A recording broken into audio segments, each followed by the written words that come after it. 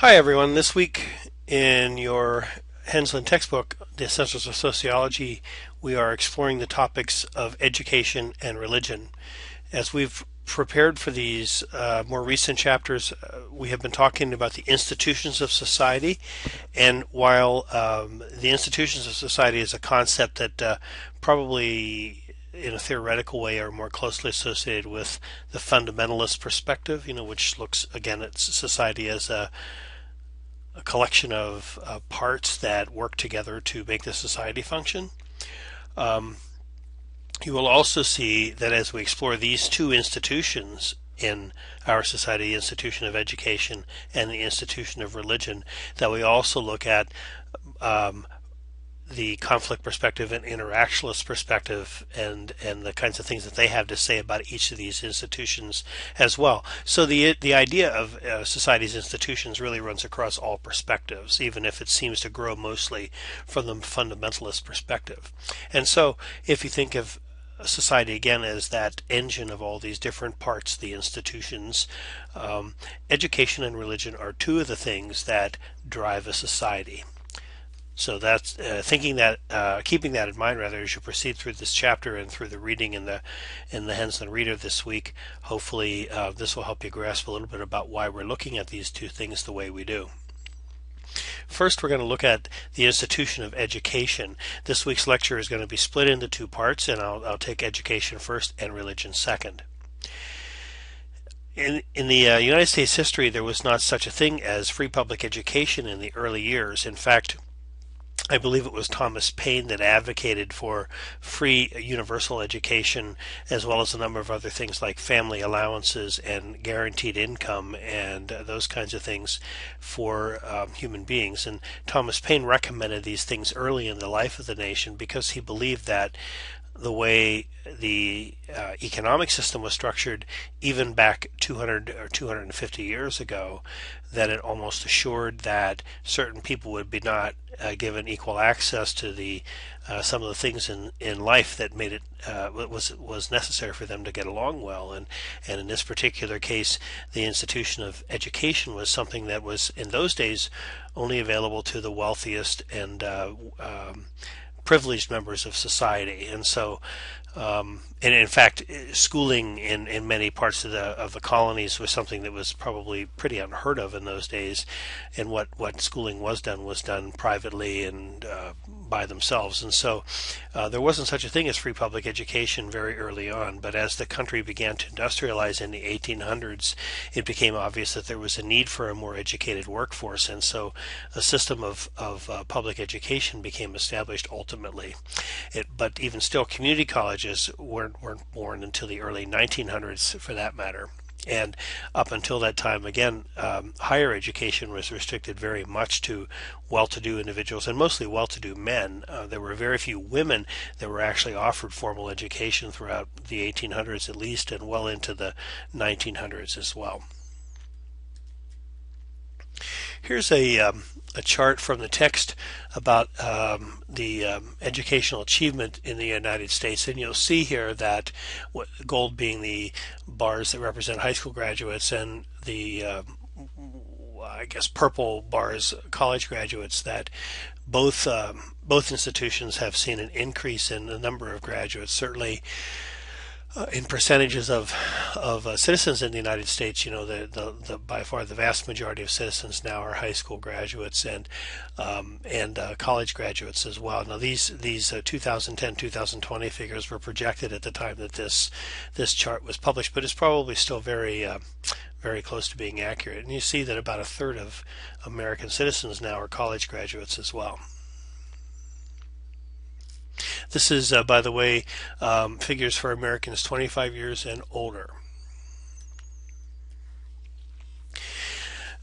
You see that there are different emphasis on education in different countries around the world, and here the authors look at the different countries based upon the level of industrialization, and uses an example of Japan as an example of an industrialized nation, and what some of the focuses upon education in that area.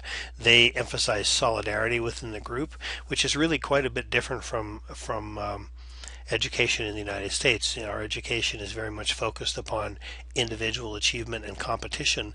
Japan has much more of a kind of a group orientation, both in the schools and in the workplace, and that may be one of the reasons why it is that this is emphasized in the school setting as well. So competition is really discouraged among individuals in that nation, unlike the United States.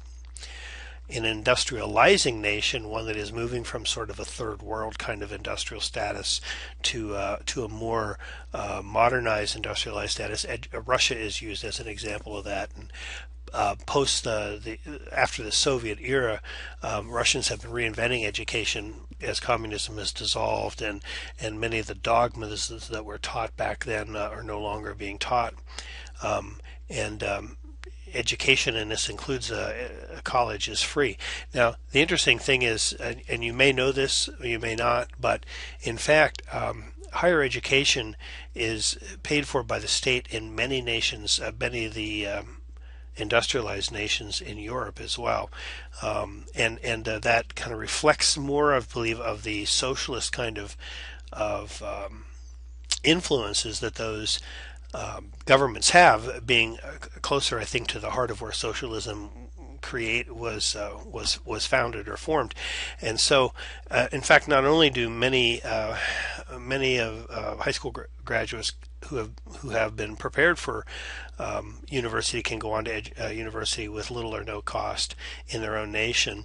Some nations, such as Denmark, for instance, actually pays the families of students when the students go to school, because the program, in fact, is established specifically so that parents do not feel that they have the financial responsibility to support their children while the children go on through university.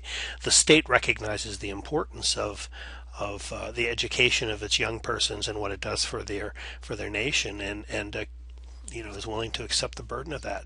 How different is that from the philosophy that we have in higher education in this nation, where in fact not only does the state not give you money to go to school, I mean, really, unless you demonstrate a need financially for a grant, or unless you have an outstanding scholastic record or something to that effect. Many, if not most of you, are probably attending school on loans, with educational loans, and may graduate with a huge amount of debt. And conflict theorists have theories about that it is one of the things that helps to keep us in line as we go through our lives as adults, because we know we have this great debt we have to pay off. But in any event, there's really, setting aside those theories, quite a bit of difference in terms of the recognition of the government of the nation about its education of its young. And really, Europe and apparently Russia are the places to be for higher education these days. They also look at least industrialized nations, and they use Egypt as an example of that, where mandatory attendance laws at school are not enforced, unlike the industrialized nations, and instead education tends to be more traditional, learning from their parents and others around them, much like perhaps it was in the United States during our colonial days. Now we look at the three perspectives and how the three perspectives view the institution of education. The functionalist perspective, again, remembering that we look at how the institution of education contributes to the functioning of society. The functionalists believe that there are both manifest and latent functions in the educational institution in our society. Manifest functions are those functions that are clearly stated and are obvious, and are the ones that we know about, that is very visible for us. So the manifest functions of the educational institution would include teaching knowledge and skills, providing for social integration, that is, in terms of those who have developmental disabilities. The educational arena, the institution of education has really in the last 20 or 30 years focused upon mainstreaming those individuals into the general population, bringing them into classes and helping them to learn to interact and to function successfully with individuals who function more normally in society. the educational perspective, or institution, perhaps a little less obviously, also is responsible for the transmission of culture and its values. That is, we learn in our country how to be an American, and to be proud of being an American in our education. We say the Pledge of Allegiance to the flag in the morning. That's the first example of that. And certainly the things that we're taught in American history and in American government, and the readings that we have in American literature all speak to our connection to each other in the culture. And the values of our society, as well as the values of societies in other nations as well, are handed down to its youth through the educational system. Educational tracking, gatekeeping, and social placement also are manifest functions of the educational institution. That is, directing individuals towards the correct or proper path for them in terms of their education, where they're going to be in their lives. Gatekeeping meaning if you get the diploma, you get to move on. If you don't, the gate is closed. So, or if you have a high enough SAT score, you can enter into a university. If it's not, you can't yet go in. Social placement, again, what school you go to, what degree you get, how many years of education you have, all help to determine where you get placed in society. So these are also obvious, perhaps stated goals of the institution of education. Now, there certainly are dysfunctions within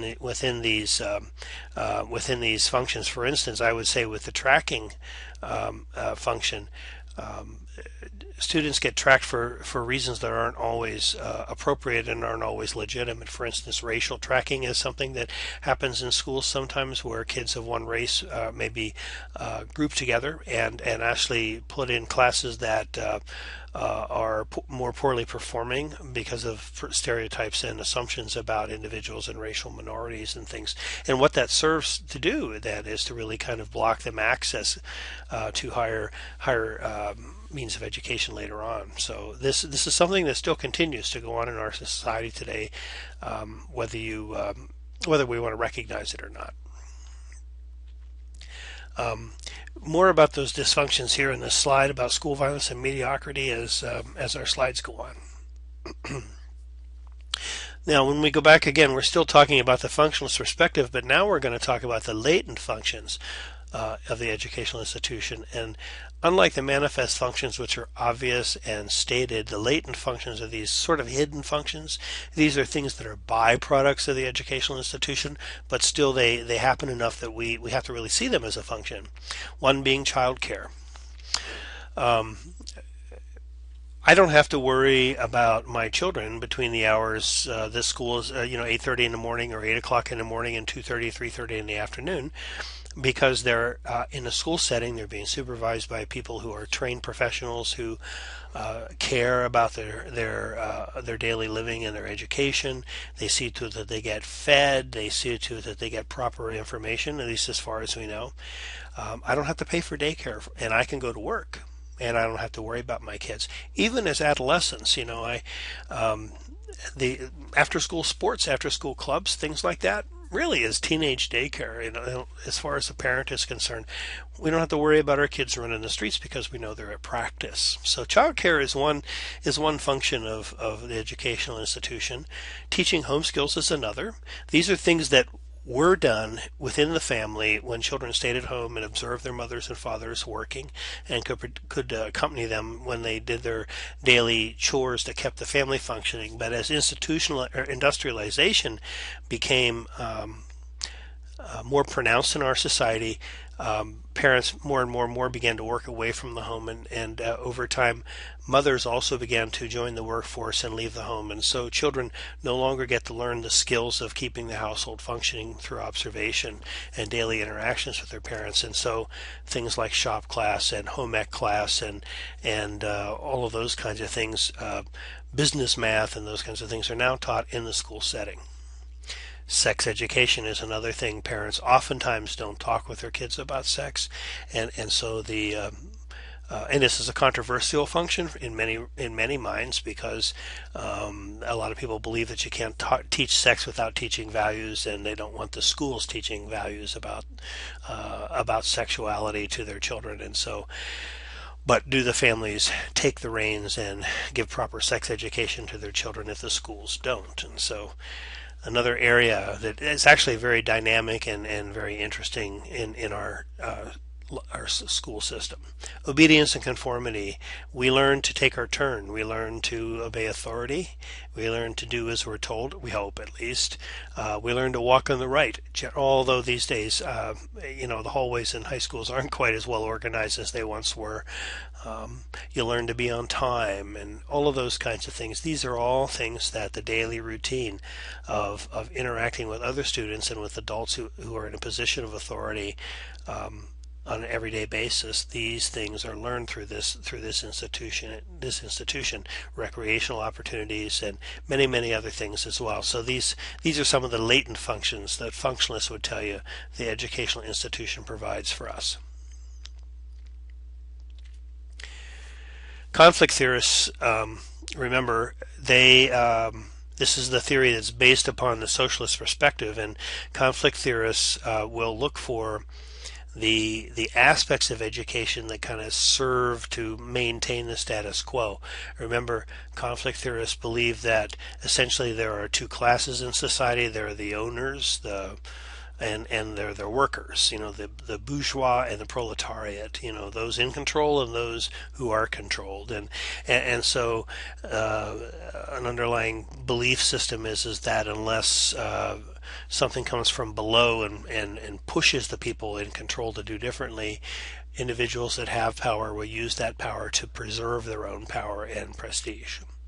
And so conflict theorists are going to look at how the educational system reinforces that status quo, and they believe that the educational system perpetuates social inequalities that already exist in society through the hidden curriculum, for instance. And the hidden curriculum is that thing that teaches you don't question authority, to believe what you're told, to to color between the lines, and to be sure that the sky is blue and the leaves on the trees aren't purple, and all of those kinds of things. These are sort of the conformity piece that, while functionalists might believe this helps us to get along on a day-to-day basis, conflict theorists would say these are the very things they help us to get along on a day-to-day basis because they teach us not to challenge authority and not to try to change things.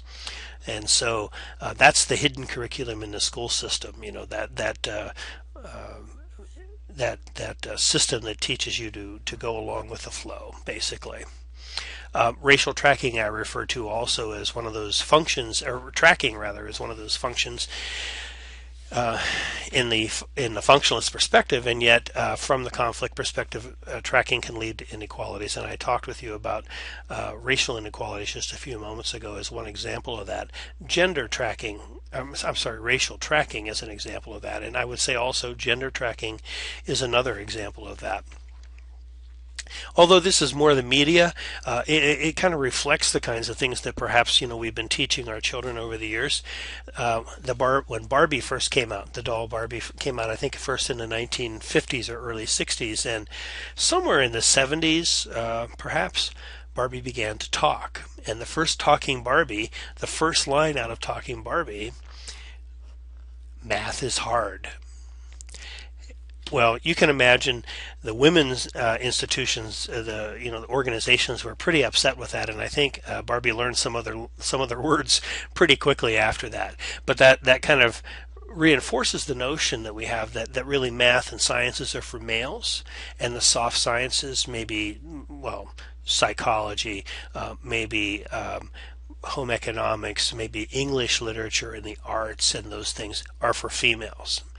And of course, you would also notice that the tracks that the males are put on are the ones that tend to provide higher financial rewards in later years if you go into careers and things like that, And so conflict theorists would tell you that the educational system really preserves that patriarchal system where men have a leg up and women are subservient to men.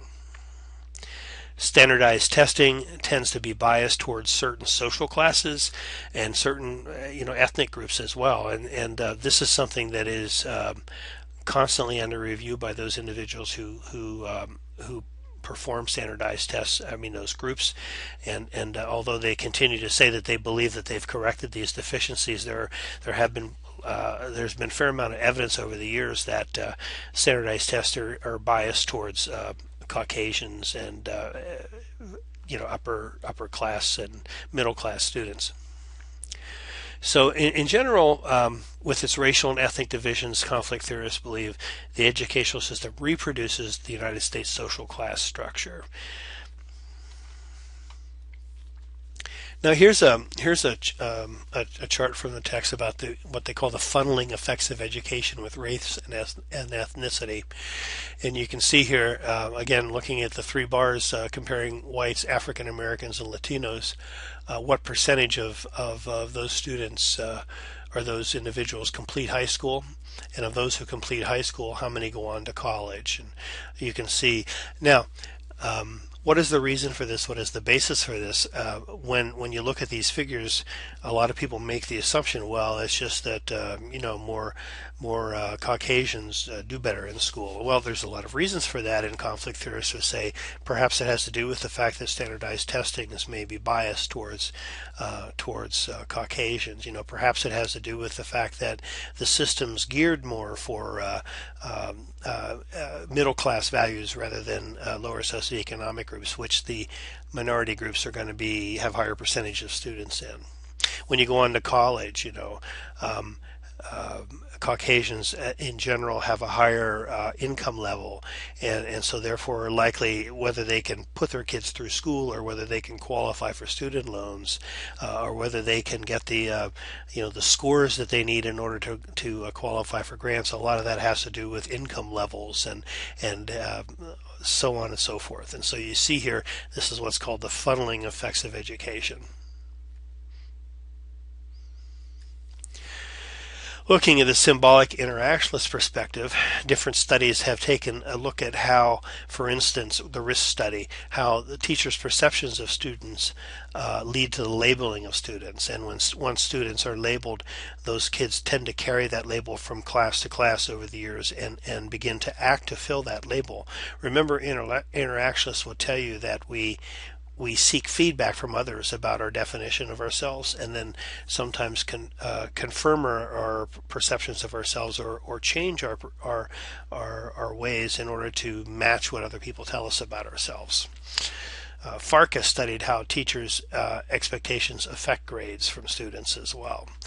Teachers may label students a certain way, and that can lead to what's called a self-fulfilling prophecy among many students. There are studies you've heard about where teachers maybe in a class of fourth graders identified who would be the winners and who would be the losers at the time of graduation, who would do well and who would not. And that when graduation came, 8-9 years later, the predictions of the fourth grade teachers were very accurate. Now, were they just very perceptive of the skills and capabilities of those students, or did the teacher's expectations shape the behaviors of those students and the students' perceptions of self? Symbolic interactionists would tell you that's what was going on. So there are considered to be problems in the United States educational system today. One is called the rising tide of mediocrity. There are concerns that textbooks are being dumbed down, that expectations in the classroom are being lowered. For instance, in Alaska, some years ago, when the high school graduation qualifying exams were first being tested, they found that the results of the students taking the first rounds of tests, this was before they were implemented, but they were trying out different tests to see how students would do. The results were so poor in the first group of tests that they changed the test to enable more students to succeed in that.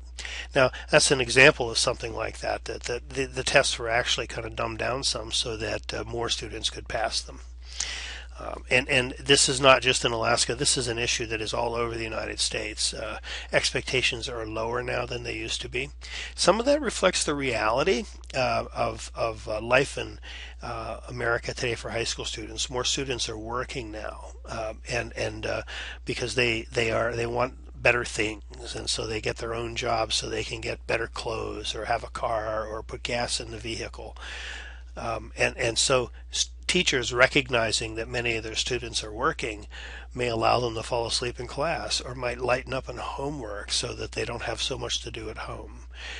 These things are going on in schools. If you've been in a high school recently, you know they're there. And these are the kinds of things that raise a lot of concern about the quality of the education that students get. Unequal funding in schools. In the state of Alaska, the state kind of determines the level of fundings for schools, and based upon a number of different demographic factors, including population in the schools. Local governments can contribute more if they want, but generally speaking, funding is equal around the state. But in many other states, funding for schools are based upon the tax base in the community, and so if you live in an inner city school where there is low income, there's a smaller tax base, and the resources available for the schools in that neighborhood are going to be much poorer compared to those who live in an upper middle class urban or suburban school district, which may have many resources at its disposal. This is one of the reasons why in the 1980s, as we moved towards racial equality, or we attempted to move towards racial equality in our nation, school busing was one of the solutions to this, because so many of the racial minorities were concentrated in depressed economic areas, and in order to equal their chances at a decent education, many of those children were bused out to suburban schools. Might have disturbed some of the suburban parents to have inner city kids coming out to their schools, but what also disturbed them was some of their students being bused into the inner city schools as a part of the busing equation. And so, the interesting thing is the backlash against that reflected the knowledge that the schools are not equal. And so, conflict theorists would tell you that perpetuates the inequalities in our society. Cheating in schools, grade inflation, social promotions, functional illiteracy, all those kinds of things. And violence in the schools is another issue that has been a concern from time to time more recently over the last 20 years. Now here's some examples of the results of what they call the rising tide of mediocrity. National results of scholastic aptitude tests, assessment tests, the SATs. And this was in the days when the scores ranged from a possible 200 to 800. I believe that the SATs have changed since then, if I'm not mistaken. So you see the verbal and math scores have fallen steadily since over the last 35 years, with a bump back up at least after the 1980s, or at least leveling off after the 1980s. But still much below where performance was once. There's an interesting chart also from the text, a table rather, to close off this section on education, and this is about deaths in the United States schools. And what this chart is here to tell you is basically that the media seems to pump up a lot of concerns about safety in the school, and that it may not be as bad, at least when you look at the sheer numbers here of for instance, shooting deaths between the early 90s and more recent years, may not be as bad as it once, as the media wants us to believe. It's not to say that school shootings aren't a serious problem, but contrary to the impression fostered by the media, the authors think that the school shooting deaths have dropped sharply. And as Henslin say, the headline, "Schools Safer Than Ever," simply doesn't get much attention, nor bring in any advertising revenue. And so Henslin thinks that this is a reason why it is that we need sociology. He says we should look at the facts quietly and dispassionately, searching for them so that we can better understand the events that shape our lives. The first requirement for solving any problem is accurate data, because we can't create rational solutions that are based on some hysterical reaction to things. And so the information presented here in this box wouldn't make for sensational headlines, but does serve to explode one of the myths, at least, that the media has created.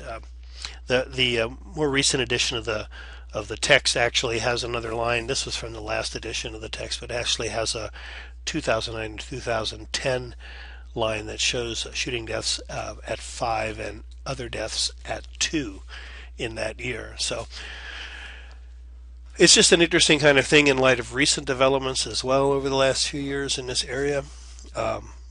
And of course the debate about gun control, which kind of comes out of this, a lot of that is based upon an emotional response to this particular issue. And what this box says is the emotional response itself maybe isn't as based in reality as we think it is. Now that's just something for you to think about. I'm not telling you I agree with that or not. In fact, I would tell you I probably don't agree with it, but this is what a good sociologist would think, and so as a sociologist and a sociology student, just looking at this data, maybe you can begin to form some other opinions about things in the news as of late. That will conclude the section on education. So we'll take a break and we'll come back and look at religion if you want to click on the next window. Thanks.